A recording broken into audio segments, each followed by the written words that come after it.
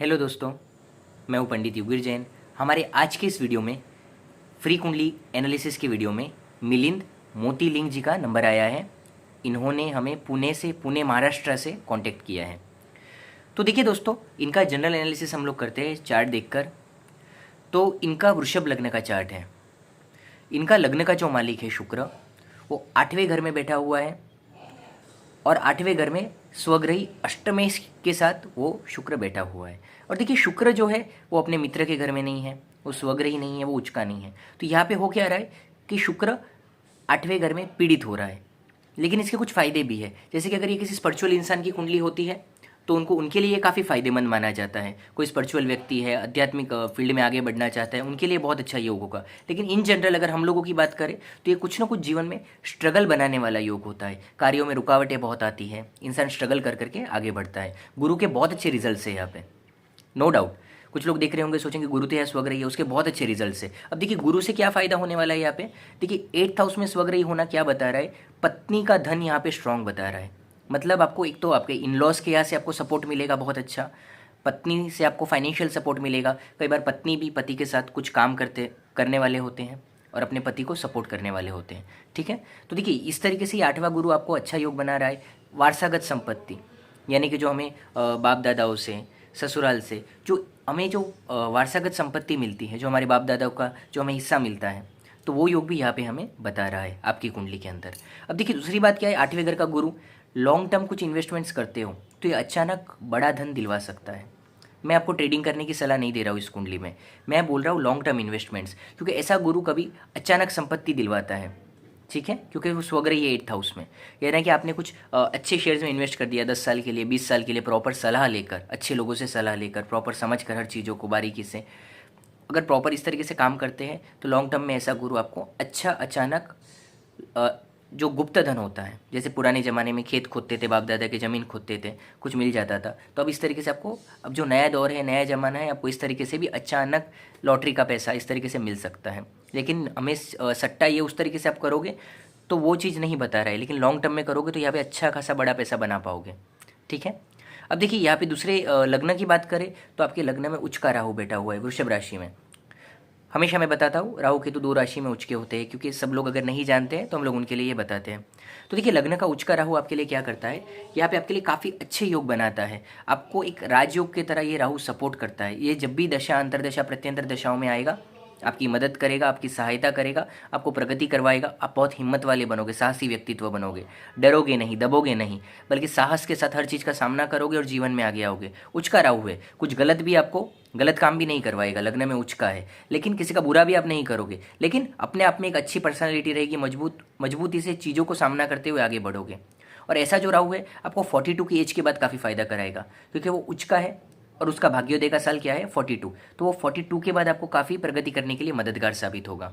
अब धनेश की अगर हम यहाँ पे बात करें तो देखिए, धन स्थान का जो मालिक है बुध, वो 7वें घर में है और चतुर्थेश के साथ है। तो अगर संपत्ति में भी कोई इन्वेस्टमेंट है तो धनेश का चतुर्थेश के साथ होना आपको, आपके अगर जो बाप दादा की, माता पिता की जो संपत्ति है वो भी आपकी पड़ी है, तो उसके भी भाव समय के साथ बढ़ेंगे और वो भी आपको, आपके लिए प्रगति के लिए आपकी मददगार साबित होगी, उसमें भी आप काफ़ी ग्रोथ कर पाओगे। ठीक है, वो भी चांस यहाँ पे कुंडली में बन रहे हैं। दूसरी बात क्या है, धनेश 7वें घर में गया है। शादी के बाद इंसान की आर्थिक प्रगति, आपकी शादी के बाद आपकी आर्थिक प्रगति बढ़ती है, ये चार्ट में ये बताता है। ठीक है, टोटली आपकी जो कुंडली में देखे ना, बहुत सारे योग है, एक योग नहीं है आपका चार्ट। जो हम अभी, मैं और 2-4 योगों की बात करता हूँ, पूरी तरीके से आपके जो फाइनेंशियल ग्रोथ है, जीवन साथी के भाग्य के साथ जुड़ा हुआ है। कई बार ये नहीं होता है कि हमें जीवन साथी, एक बच्चा आ गया, पैदा हो गया, तो वो छोटा सा बच्चा अभी जन्म लेता है, हमारी प्रगति होनी चालू हो जाती है। मतलब ये नहीं कि हमेशा बच्चा आएगा वो पैसा लेके आएगा, ऐसा नहीं है। उसके भाग्य से हमें प्रगति होती है। आपका भाग्य जुड़ा हुआ होता है लोगों के साथ, पत्नी के साथ, बच्चों के साथ, माता पिता के साथ, हमेशा हमारे भाग्य जुड़े हुए होते हैं पुराने जन्म के कर्मों के कारण। तो आपका यहाँ पे भाग्य जीवन साथी के साथ कुछ ज़्यादा ही जुड़ा हुआ है। देखिए, धन स्थान का मालिक 7वें घर में है बुध, ठीक है, और 7वें घर का मालिक भाग्य स्थान में जाके उचका हुआ है। ये योग भी क्या बता रहा है, कोई भी एस्ट्रोलॉजरी कुंडली देखेगा, थोड़ा बहुत भी सामान्य ज्ञान रखता है, तो वो यही बोलेगा यहाँ पर कि आपका पत्नी का मालिक भाग्यस्थान में उचका है, शादी के बाद भाग्योदय होगा, पत्नी से भाग्योदय होगा। ठीक है, तो यहाँ पे देखिए 8वां घर हमने देखा, 7वां घर हमने देखा, धनेश 7वें घर में है, 7वें घर का मालिक 9वें भाव में उचका है। तो टोटली आपका भाग्य, आपका धन, आपका जो इनहेरिटेड जो वारसागत प्रॉपर्टीज़ वगैरह जो भी है, तो ये सब जो भी सारी चीज़ें सब आपके जीवन साथी और आपका भाग्य, मतलब पुराने जन्म के आप लोगों के कुछ ऐसा कर्म होते हैं जब हम कहते हैं ना कि भाई कई जन्मों तक ये वही जीवन साथी होता है हमारे साथ। ये सब हमारे किसी से हमें देख के प्यार होता है, हज़ारों लोग होते हैं लेकिन हम किसी एक से प्यार करते हैं, हम एक व्यक्ति के साथ पूरी ज़िंदगी रहना चाहते हैं। तो ये सब पुराने जन्म का हमारा ऋणानुबंध होता है, हमारा प्यार वो हमें याद नहीं होता है, लेकिन जो जन्म कुंडली होती है ये हमारे पुराने जन्म के कर्मों का ही हिसाब किताब होती है। अब देखिए यहाँ पे दूसरी बात क्या है कि लेकिन 7th हाउस में आपका सूर्य केतु का ग्रहण योग भी यहाँ पे बैठा हुआ है। नो डाउट केतु भी यहाँ पे उच्च का है, लेकिन फिर भी देखिए ऐसे जब कॉन्सेप्ट्स आते हैं ना तब लोग ज़्यादा कंफ्यूज होते हैं। लेकिन यहाँ पे सूर्य केतु साथ में होने के कारण सूर्य और उसके तो दो दुश्मनी है, जो ग्रहण योग है वो तो वहाँ बनेगा ही, ठीक है। केतु के उच्च के हो जाने के कारण ऐसा तो नहीं कि ग्रहण योग नहीं बनेगा, सूर्य से उसकी दुश्मनी खत्म हो जाएगी, वो सब नहीं होने वाला है। तो सूर्य केतु का जब ग्रहण योग 7th हाउस में बनेगा, ईगो प्रॉब्लम्स आते हैं, भाग्य जुड़ा हुआ होता है, सब अच्छा एक दूसरे के साथ मिलकर करते हैं, लेकिन जीवन साथी के साथ मतभेद कराता है ऐसा ग्रह, ईगो प्रॉब्लम्स रहता है, लड़ाई झगड़े अशांति करवाता है। इतना सब अच्छा होने के बावजूद भी कुछ पर्सनल पीस में कमी लाता है। ऐसे में सबसे पहले तो ईगो छोड़ना चाहिए कपल ने। और यहाँ पे आपको जिस तरीके से सूर्य केतु का ग्रहण है, यहाँ पर आपको संडे के दिन कम से कम आपको 21 फास्टिंग करने चाहिए, उससे सूर्यदेव की शांति होगी। और थोड़ा अपने स्वभाव में भी चेंज लाना चाहिए लोगों को। जब ऐसी कुंडली होती है तब ईगो छोड़ देना चाहिए। ये नहीं देखना चाहिए कि किसकी मिस्टेक है, किसकी भूल है। बात करो, सॉर्ट आउट करो, बात खत्म करो। बहुत स्ट्रेच मत करो कि उसकी भूल है, उसे रियलाइज़ होगा। ये सब फिर ईगो के लेवल पे हम चले जाएंगे तो फिर वो चीज़ें बस ख़त्म नहीं होगी कभी। अगर किसी के साथ आपको रहना है, थोड़ा हमें एडजस्ट करना है, थोड़ा लेट गो करना है। देखो लोगों का स्वभाव होता है, थोड़ा हम अगर वो चीज़ सीख जाए तो काफ़ी आधी प्रॉब्लम ऐसे सॉल्व हो जाती है।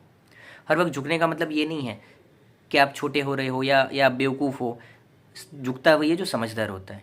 बाकी नादान लोग तो झगड़ा करेंगे, रिश्ता तोड़ने पे आ जाएंगे, क्योंकि वो नादान। देखिए जो दो अगर समझदार लोग मिलेंगे तो ऐसी कुंडली भी अगर होगी, अगर मेच्योरिटी कुंडली में ज़्यादा है तो वहाँ पे बहुत इजीली वो लोग योगों से निकल जाते हैं। ऐसा हम लोग एस्ट्रोलॉजी में देखते हैं, ठीक है। तो कुछ चीज़ हमारी साइकोलॉजी चेंज कर हमारी थिंकिंग चेंज कर देखिए, एक मेंटर, एस्ट्रोलॉजर एक मेंटर की तरह काउंसलिंग करके आपको सॉल्यूशन इसी तरीके से बताता है, और इंसान उस चीज़ों को नहीं करता है जिससे प्रॉब्लम बढ़ रही है। तो आपने अपना तरीका बदला तो ही प्रॉब्लम सॉल्व हुई। प्रॉब्लम तो ऐसे ही सॉल्व हुई ना आपकी। अब देखिए यहाँ पे तीसरे घर का मालिक चंद्रमा है, वो चौथे भाव में बहुत अच्छी पोजीशन में है, और मित्र के घर में चतुर्थ भाव में चंद्रमा बहुत अच्छा फल देता है, ठीक है। तो ये जो चौथे भाव का चंद्रमा है ये आपको मकान वाहन संबंधित फायदा करवाएगा जीवन में, और आपको एक अच्छे दिल का इंसान होता है ऐसा। चौथे भाव में चंद्रमा आता है और वो अकेला है वापस, किसी पाप ग्रह के साथ नहीं है। तो ये इसलिए ऐसा इंसान दिल का अच्छा होता है, अच्छे दोस्त होते हैं, खुद भी मित्र के घर में बैठा हुआ है वो चंद्रमा, ठीक है। तो ये चंद्रमा मकान वाहन से आपको लाभ करवाएगा, अच्छे मित्र भी देगा, माता से भी अटैचमेंट देगा, माता का आशीर्वाद भी देगा।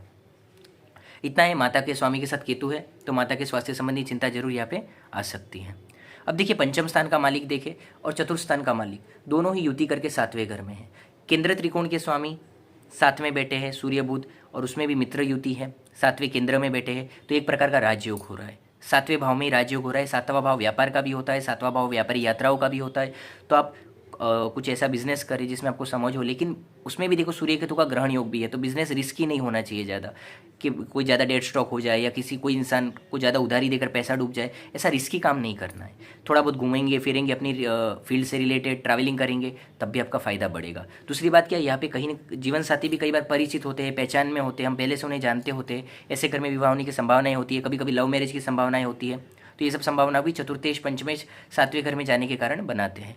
मेन सबसे बड़ा कुंडली में नेगेटिव पॉइंट सूर्य केतु का ही है। 6ठे भाव में आपके कैरियर का मालिक, 10वें घर का मालिक, आपका भाग्य का मालिक शनि उच्च का होकर बैठा है, लेकिन वो अस्त का है। अगर वो अस्त का ना होता तो काफ़ी और भी उसका पावर देखने मिलता है। ऐसी कुंडली में देखिए बहुत बड़े बड़े लॉयर्स की जो कुंडली होती है या बहुत बड़े डॉक्टर्स की जो कुंडली होती है, उनकी कुंडली में भी कई बार ऐसे योग देखने को मिलते हैं। पावरफुल सैटर्न 6th हाउस में मिलता है कैरियर से रिलेटेड, लेकिन वो अस्त का है। नहीं तो ये आपको एक बहुत अच्छा लॉयर बनाता, जज की पोजीशन तक ले जाता, या आपको बहुत अच्छा डॉक्टर बनाता। 6th हाउस होता है एनिमीज का, डिफेंस फील्ड में ले जाता।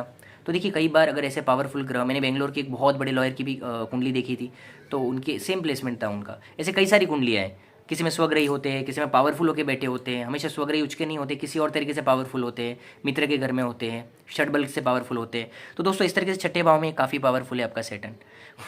सॉरी मिलिंद भाई, आपकी कुंडली में ये जो है काफ़ी फायदेमंद है, सैटर्न काफ़ी पावरफुल है, लेकिन वो अस्त का है। इसके लिए उसने बहुत ज़्यादा वहाँ पे आपको उस क्षेत्र में शायद लेके गया या नहीं, वो आपने लिखा नहीं है, तो हम जान पाते, ठीक है। अब देखिए दूसरी बात क्या है, लेकिन फिर भी उनका आपको जीवन में फ़ायदा तो मिलेगा। ऐसा नहीं कि कुछ भी फ़ायदा नहीं मिलेगा, फ़ायदा मिलेगा लेकिन कम मिलेगा जीवन में। अब देखिए सप्तमेश की हमने बात की तो ये नवम भाव में, तो आपको देखिए और 12वें घर का भी मालिक है ये मंगल, तो यहाँ पे आपको ट्रैवलिंग से ज़्यादा फायदा दिखा रहा है, विदेश से ज़्यादा फायदा दिखा रहा है। अब इंडिया से ज़्यादा अगर आपको कोई फॉरेन की अपॉर्चुनिटी मिलती है तो आप अगर बाहर चले जाते हैं, भले आप जॉब करिए, कोई दिक्कत नहीं है। ऐसा नहीं कि आपको कुछ खुद का ही करना है, आप जॉब करिए, छोटी अपॉर्चुनिटी मिले तो भी आप बाहर चले जाइए। अपॉर्चुनिटी से आप जब वहाँ जैसे रहेंगे आपको फ़ायदा बढ़ता जाएगा, क्योंकि आपको विदेश से ज़्यादा फ़ायदा है।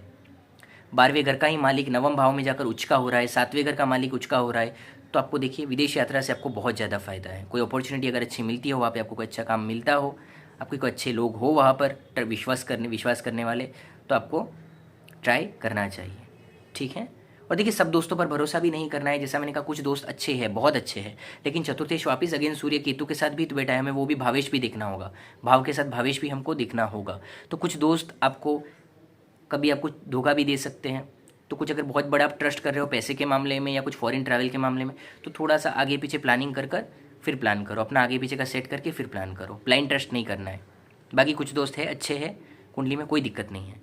और देखिए आपका व्यापार का मालिक जैसा मैंने कहा छठे भाव में अस्त का है, तो होता क्या है उचका होकर काम तो आप अच्छा कर पाते हो, लेकिन फिर भी वो जो जितना आपको रिजल्ट चाहिए उतना रिजल्ट आने नहीं देगा, उतना यश मिलेगा नहीं। फिर भी भाग्य अच्छे हैं तो कहीं भी अटकोगे नहीं, आपका काम चलता रहेगा। लाभेश भी आपका गुरु है, 8वें घर में स्वग्रही है, तो अगेन वही होता है कि संपत्ति ये जो है वारसागत चीज़ें हैं, पत्नी से संबंधित जो लाभ है, ये सब चीज़ों में, ससुराल से जो लाभ है, ये सब चीज़ों में वो गुरु बढ़ोतरी करने वाला होता है, क्योंकि वो 8वें घर के साथ साथ लाभ का भी मालिक हो गया है, तो वो भी आपको उन सब चीज़ों के साथ और ज़्यादा स्ट्रांगली कनेक्ट करता है और उन चीज़ों से फ़ायदा करवाता है।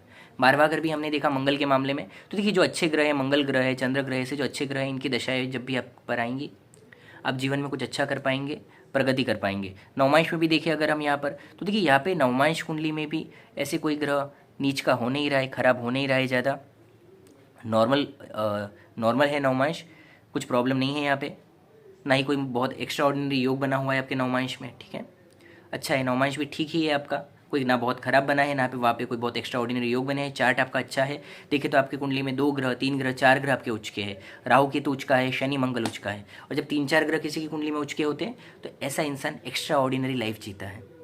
यहाँ तक कि अगर 4 ग्रह अगर प्रॉपर अगर षडबल के साथ एकदम फुल पावर में होकर सही जगहों पर प्लेस हो तो ऐसा इंसान राज सुख भी देखता है, एक राजा जैसी जिंदगी भी जीता है, ठीक है। लेकिन कई बार क्या होता है, कुछ अशुभ योग होते हैं, जैसे हमने व्यापार स्थान में सूर्य केतु देखा, जैसे शनि को अस्त का होते हुए देखा, लग्नेश को 8वें घर में शत्रु क्षेत्री देखा, तो ऐसे सब योगों के बाद क्या होता है, राजयोग से बीच बीच में फायदे तो होते हैं, लेकिन बीच बीच में ऐसे लोगों को जीवन में स्ट्रगल भी हमको देखने को मिलता है। एक वो प्रॉपर एक ऐसा राजयोग होता है कि जिसमें इंसान राज ही कर रहा है, कोई बड़े ड्रॉबैक नहीं दिख रहा है, कोई बड़े स्ट्रगल नहीं दिख रहा है, ऐसा देखने को कम मिलता है, ठीक है, क्योंकि वो वैसे पावर में नहीं बैठे हैं। कुछ प्लैनेट से अच्छे हैं, कुछ नेगेटिव योग भी, जब दोनों होते हैं तो मिक्स रिजल्ट मिलते हैं, कभी कुछ बहुत अच्छा मिलता है, कभी थोड़ा स्ट्रगल चलता है, तो जैसे योग होते हैं उस हिसाब से मिक्स रिजल्ट्स यहाँ पे हमको देखने को मिलते हैं। क्योंकि जो नया जब लोग सीखते हैं तो ज़्यादातर वो लोग इन चीज़ों में ज़्यादा कन्फ्यूज़ होते हैं, क्योंकि एक बाजू तो राजयोग है, एक बाजू तो खराब योग है, क्या प्रेडिक्शन करें। उनके जीवन में दोनों तरह के असर देखने को मिलते हैं। अच्छे योगों से उनके जीवन में अच्छी अच्छी चीज़ें भी, घटनाएं भी घटती है बीच बीच में, लेकिन डाउनफॉल्स भी आते हैं खराब योगों की वजह से। तो एक जैसा एक छत्र जो हम राज बोलते हैं, एक जैसा जो एक कुछ लोगों की हम लाइफ देखते हैं, बचपन से लेकर एंड तक वो लोग बहुत अच्छी लाइफ जीते, उन्होंने कभी पैसे की तकलीफ नहीं देखी, उन्होंने कभी कोई बड़ा स्ट्रगल नहीं किया, मेहनत करते हैं, हार्डवर्क तो सबको करना पड़ता है, उससे तो कोई नहीं बच सकता है। लेकिन जो बड़े हम स्ट्रगल की बात कर रहे हैं, जो एक आम इंसान जो स्ट्रगल को फेस करता है वो जानता है कि वो स्ट्रगल क्या होता है, ठीक है दोस्तों। तो देखिए यहाँ पे अब मिलिंद मोतीलिंग जी आपकी जो चार्ट है उसको हमने कंप्लीट यहाँ पे एनालिसिस किया है। वैसे अभी आपकी दशा की अगर हम बात करें तो लास्ट पॉइंट ले लेते हैं, यहाँ पे राहु की महादशा चल रही है, राहु उच्च का है, कुछ दूसरे सूर्य ग्रह है, इनके उपाय थोड़ा करिए, बाकी राहु की दशा अच्छी आपको प्रगति कराने वाली होगी। चलिए मिलिंद मोतीलिंग जी का यहाँ पे चार्ट एनालिसिस हो चुका है। आप लोग के लिए कुछ लर्निंग वीडियोस भी मैं लेके आने वाला हूँ, कुछ ग्रहों की मैत्री पर है, चलित पर है, वो वीडियोस भी आएंगे। राहु की जो 12 राशियों के जो उनका जो ट्रांजिट होने वाला है अगले 18 महीने के लिए, अगले 1.5 साल के लिए, वो आप हम सब के ऊपर बहुत ज़्यादा असर करने वाला है। उस पर भी हम लोग हमारी सिंपल सी सीरीज़ लेकर आ रहे हैं। एक वीडियो बन चुका है, आप लोग शायद नहीं देखा हो तो ज़रूर देखिए, लास्ट वीडियो ही है वो, आप चैनल में देखेंगे तो आपको इसके पहले का वीडियो ही दिख जाएगा। आपको चाहिए तो उसकी लिंक भी मैं डिस्क्रिप्शन में डाल दूंगा, ठीक है दोस्तों। चलिए मिलते हैं अगले वीडियो में। चैनल को लाइक शेयर सब्सक्राइब जरूर कीजिए ताकि हम ऐसे ही अच्छे वीडियोज़ आपके लिए ला सकें। धन्यवाद।